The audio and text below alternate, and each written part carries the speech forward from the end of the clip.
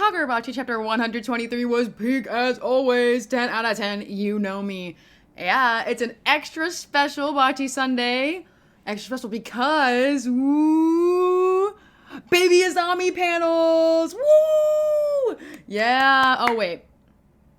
There's something else. It is also my 21st birthday! Woo!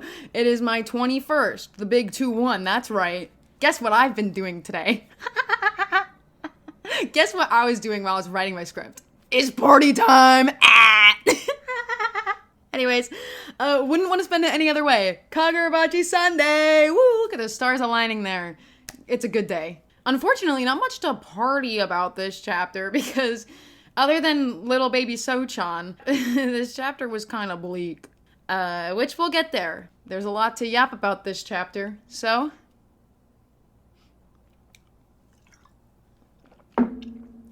let's start talking about chapter 123. So we're in on this meeting, and we learn that this idea was presented by Subaru, technically, the Enchanted Blade plan, but it is dependent on Kunishige's eyes. And Hasumi is the one vouching for it in this meeting. His name is on the paper for it as well. Hasumi is putting up a fight in this meeting, but he is getting a lot of pushback. Izuru is at the forefront of this pushback. Mic up, is this your goat? This is your goat? Okay. Anyway.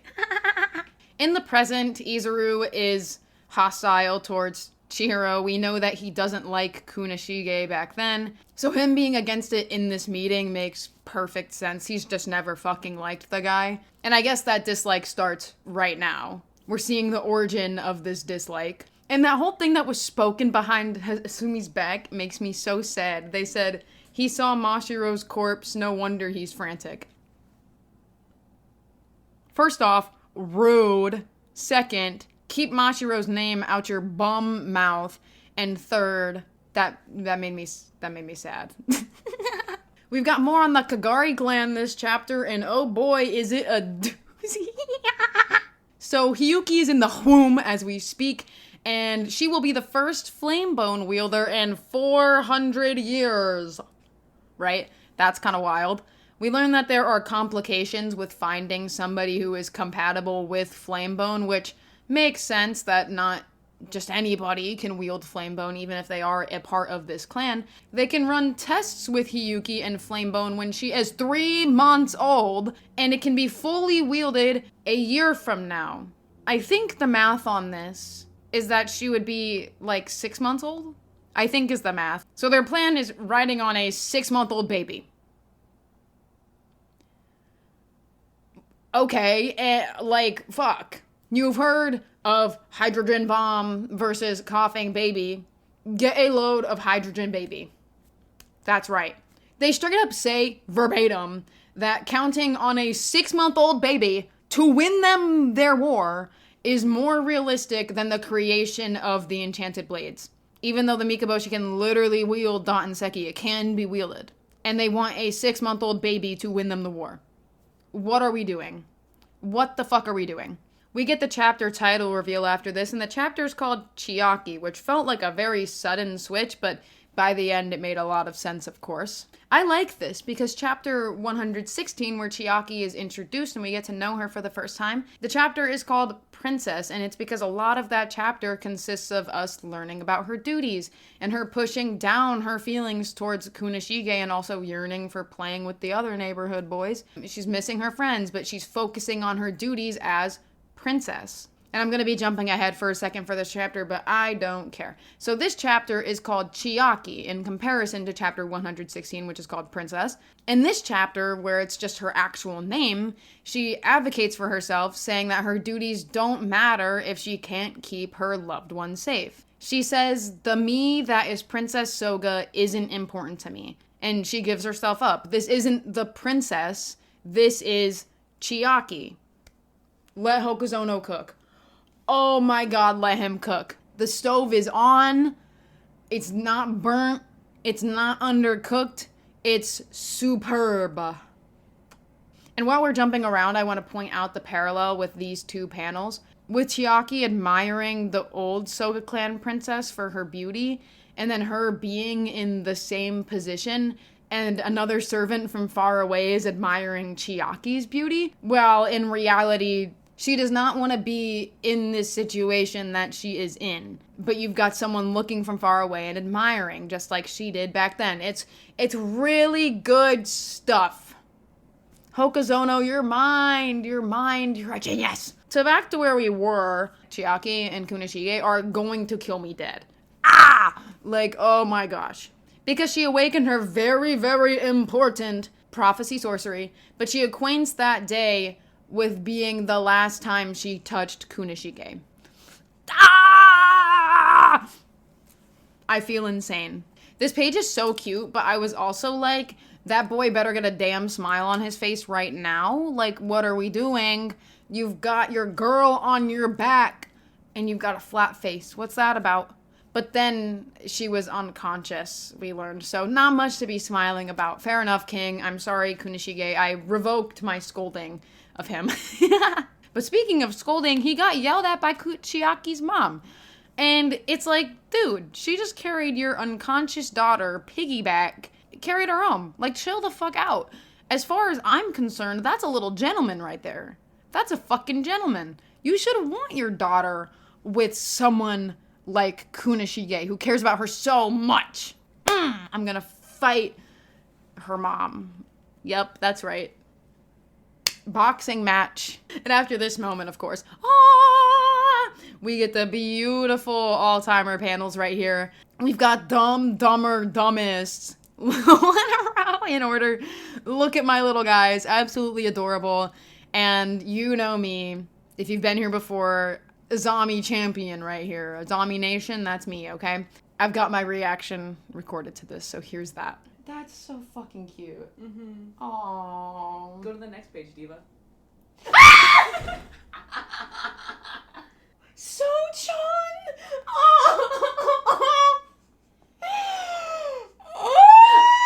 Happy birthday to you.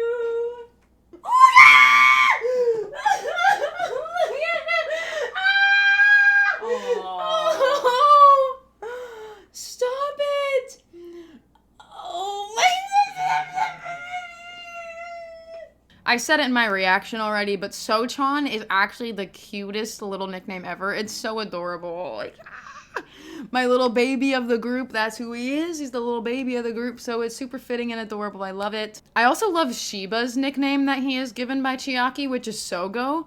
I saw people confused by this, but let me put this in haiku terms, okay? So, basically, Shiba, bro got Ushiwaka, okay? Ushijima Wakatoshi. Ushiwaka. That's his nickname, right? So, Togo Shiba. Sogo. This is a Shiba upscale. This is a feat, okay? Like, getting the Ushiwaka treatment, that's absolutely a feat. Power scalers, write that down. Someone get this boy on a volleyball court. He deserves to be on a court and not the horrors. Him and Mashiro should have been playing volleyball, bro. He's got that Kanzai dialect. Put him on the team with the Miya twins. He'll fit right in. He's blonde. In another life, Togo Shiba is Miya Tsumu. Does that make Azami Sakusa Kiyomi? I say yes. This panel where they're climbing the tree is absolutely so precious. And also the one where they're playing on the rocks. It's so goofy because it's like, what the fuck is Azami doing?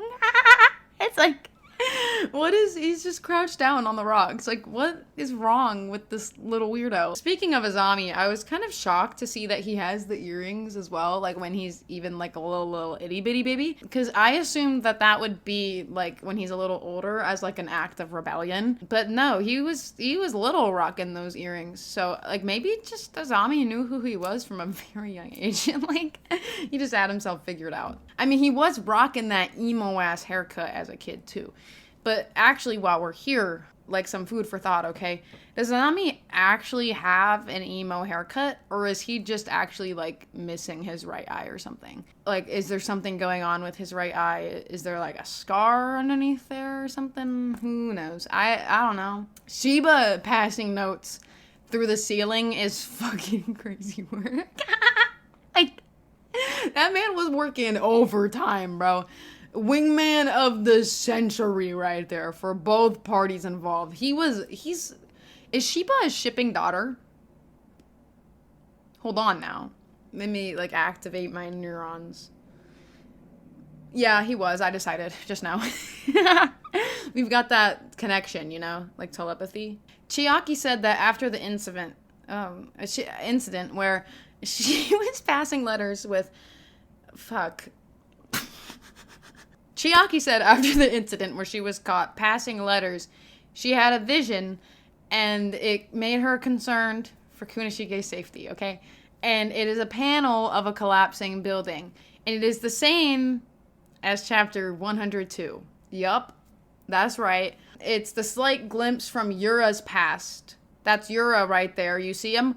That's from that. The same panel that's used in chapter 123. Interesting development here. Considering this is the event that gave Yura his motivations, this makes a lot of sense because this event does lead to Kunishige being in danger. It leads to his death. I find that very fascinating. It could just be a reused panel for the sake of reusing a panel, but I don't really think that that's the case, especially with the whole situation of Yura giving Samura a prophecy. Yep, I'm bringing that up again because I do think that using this specific panel was definitely purposeful, and we're drawing another line between Chiaki and Yura. I mean, this could just be showing Yura's house probably being destroyed for the sake of, yeah, Yura's life falling apart does lead to the death of Kunishige, but with the whole prophecy connection they already have, and now this, I just feel like it's gotta be on purpose. I do think there is something going on here, and I'm keeping my eyes on it. I'm not letting it go either. I'm watching it like a hawk.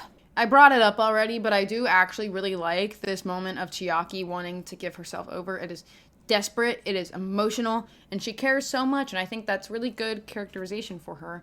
What is crazy to me is that the Sorcery Bureau actually is on board with this. What the fuck? I was speechless. I was genuinely rendered speechless when I was reading that shit. I was like, yeah, she's saying this shit. And then you get the thing like, yeah, the Sorcery Bureau's good with this. What the fuck? What? And this isn't me judging the writing. This is me judging the Bureau and those old-ass men. A 1-year truce will occur when they give over Chiaki, and Ichiki rightfully points out that this time frame is wildly convenient for the Mikaboshi, considering they literally mentioned that they want Chiaki to bear that old-ass man's child. I really like this conversation between Ichiki and Hasumi. I actually really do think it is a very strong moment. It's refreshing to see two grown-ass men be like, this plan is gross, I hate this plan, I'm against this idea. They're thinking exactly how the viewer is. They're like, how the fuck is this our plan? This is the worst. And then Ichiki takes it even further, and he's like, yeah, honestly, like, the Soga clan isn't saying it, but, like, they've been waiting for an opportunity like that. Those are some bold words, Ichiki. you better watch your mouth. They're kind of like, it's like when people are like, the FBI is listening on your phone. It's like the same shit. Like, dude, you better watch your back. Jeez. You can't be saying that shit. Like, they're gonna come get you, Ichiki. You gotta chill. Good thing you're talking to Hisumi, who is also chill as hell. Actually, that man's tweaking the fuck out at the moment, but that's besides the point. He's based, but he's stressing. I also like Hisumi pointing out that the Soga clan is probably taking advantage of Chiaki because of how vulnerable she is at the moment, which, I mean, he said it. Like, I like this conversation a lot. I do think it does a lot for their characters, because we don't have that much on them, really, but this is one of those moments where we can really start to understand. This really shows us what kind of people Ichiki and Hisumi both are. I like them a lot, and I did before this, too. And so this kind of validates that. We know Ichiki is an ally in the present for us, probably. He's probably going to be involved with Chihiro in the present when we get back to part 2, right? And so it's nice to see that he's like, yeah, this plan is crazy, and I do not agree with it at all. I'm completely against it. Like, he quite literally says he's against it. Especially for men to acknowledge this as well, because I feel like it's a lot harder for them to realize, because they have to put themselves in a woman's shoes. And they're doing that. So good on them. Ichiki and Hasumi, my favorite feminists. We end with Kunishige being pissed the fuck off, which this man is going to pull some crazy strings. Because, like, this man is at a low, okay? They rejected his plan, and now his girl's in danger. And he is angry. He is mad, and I'm so here for it. I'm so excited to see whatever the fuck he gets up to. Which, that is where we end the chapter, so I reckon we done. Woo! Absolutely bonkers chapter we've got going on. I really dig it. We're building up to some really cool things, okay? And this tragic love that we're getting, it's delicious. It's delicious. Whatever the ending result is, whatever's going on, whatever we're cooking, I'm here. I'm sat at the dinner table. I'm so sat. Dinner's in like 5 hours and I'm already sat at the table. I'm so here for it. It's gonna hit, man. Oh my gosh. I know that Chiaki and Kunishige are gonna get me crying at some point. I just know it. And we'll burn that bridge when we get there, huh? Anyways, predictions for next chapter. You know I gotta do it too, Azami's gonna be here for real, for sure. Azami's gonna be in the next chapter, like speaking and present and all the things. And him and Azami, fuck, no, that is Azami. Him and Kunishige and Shiba are gonna like do a coup and shit. And they're gonna like steal the Dotenseki anyways. They're gonna make those goddamn swords. And what if they like heisted Chiaki? Like, what if they were like, okay, you're giving yourself up, we're gonna steal you first? Like, what if?